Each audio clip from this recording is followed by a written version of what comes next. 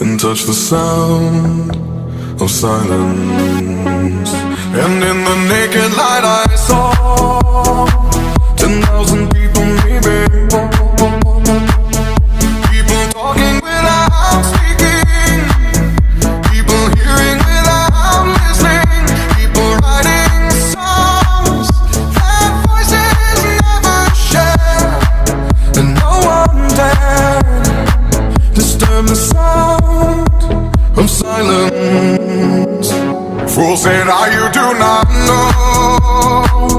Silence like a cancer grows. Hear my words and I might teach you. Lay my arms and I might reach you. But my words, like silent raindrops, fell